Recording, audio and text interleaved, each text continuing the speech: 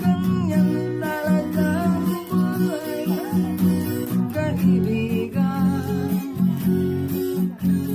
Huwag nang magtaka sa mga nararanasan.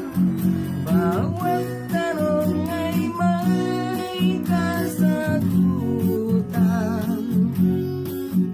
Bawat suliranin ay may kalutasan. Ang tao ay may hambing sa isang puno. Kapag hitik sa bunga, ito'y binabato.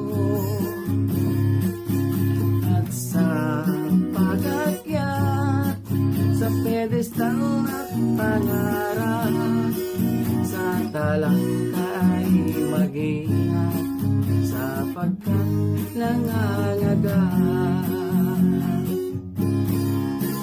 Kay daming katanungan sa ating isipan.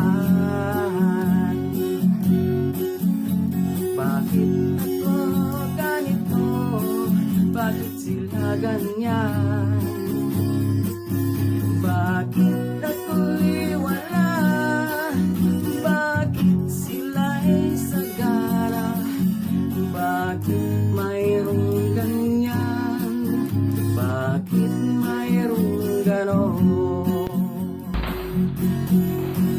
Ganyan talaga ang buhay, kaibigan. Huwag nang magtaka sa mga nararanasan.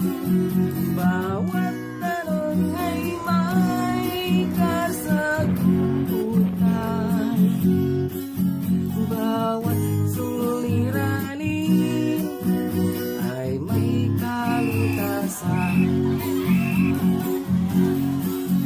Huwag kang mabahala, hindi ka nag-iisa.